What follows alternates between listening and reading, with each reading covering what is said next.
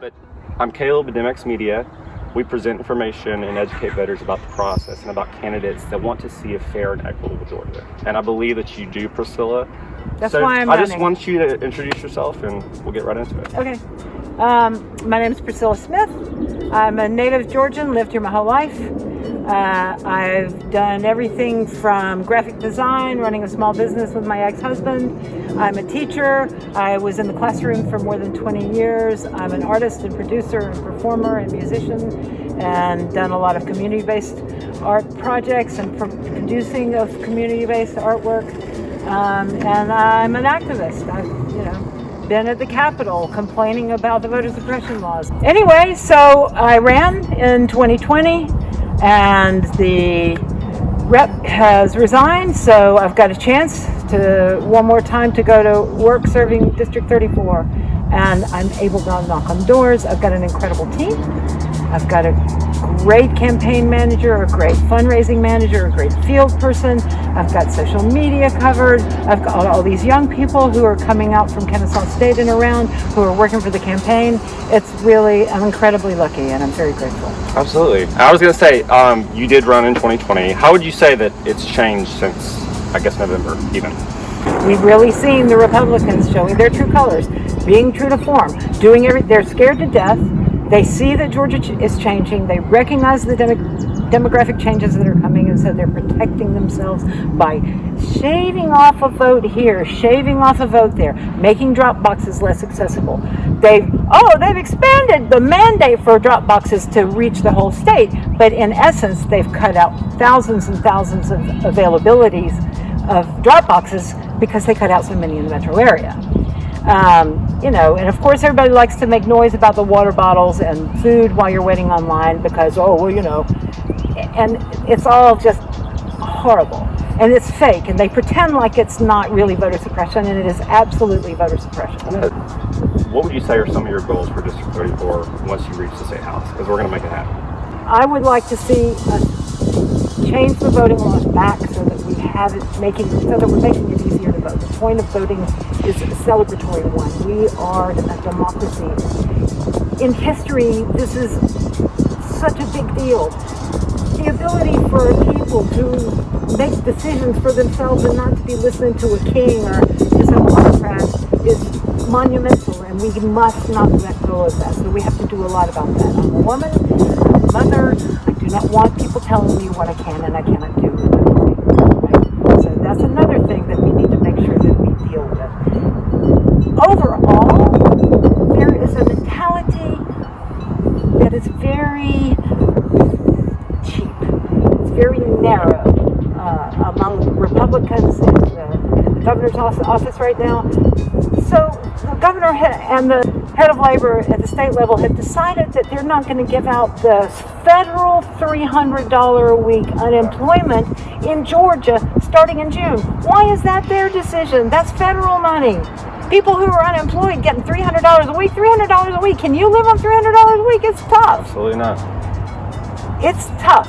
People are not going back to work because they don't want to go back to work. The evidence is there. There's tremendous numbers of statistics and studies that demonstrate that people aren't going back to work because of issues of childcare, worrying about COVID, real issues that are not keeping them from going out because, oh man, I'm getting rich on campus. So I want to change the attitude. We're a very rich state.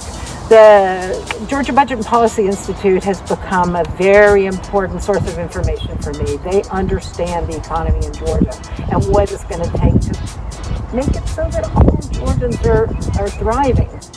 I'm in it for health care. We need to take the federal money that we pay in income tax. We need that money to come back to the state in the form of Medicaid expansion so everybody can go to the doctor. You know that will create 56,000 jobs. The cost to the state of expanding Medicaid, 10% of what it's going to cost to do that accrues to the state. The first year we do it, it will pay for the first 5 years of Medicaid expansion and create 56,000 jobs. So there's that. There's the way that politicians are self-serving and self-dealing. We have to stop the corruption. When I was going to the Capitol every day, which I did in 2019, I was there for every day of legislative session. And one of the big things that they did was they legislated in favor of industrial hemp production.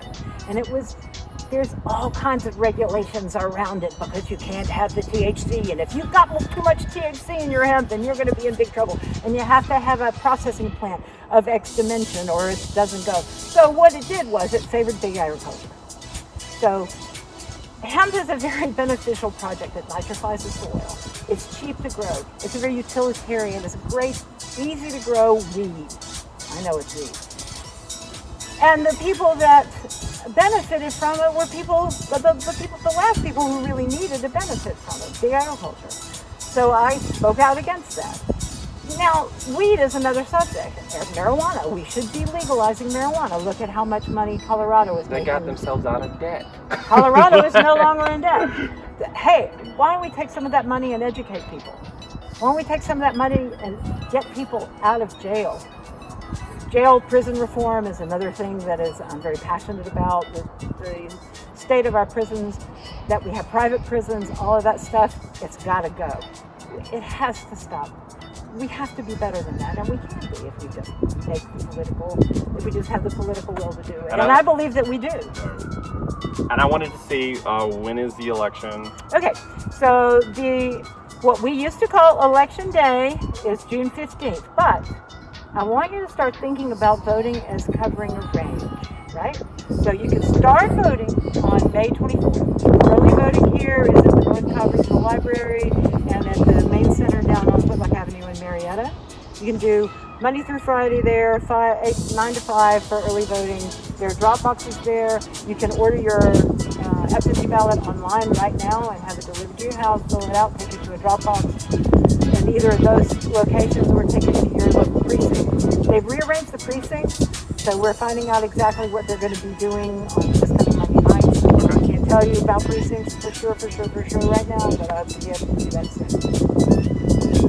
And go to my website, www.priscillaforgeorgia.com, and tell me how you're going to vote. Drop a few pennies into the donation. $34 is good. We're in District 34. 134 is good. 234 is even better.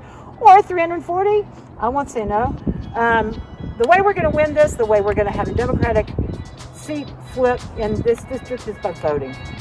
People don't vote in special elections. So if they come out and vote for me, then we can win this. It's just about voting. Absolutely. And we have a special opportunity because redistricting will start in September and we need to take advantage of it. Yeah, so one more blue voice while we're going through this redistricting project can make a difference. Absolutely. Thank you, Priscilla. Again, thank you, Caleb. Vote June 15th for Priscilla Smith, House District 34. This is Caleb at DemX Media, providing progressive thought.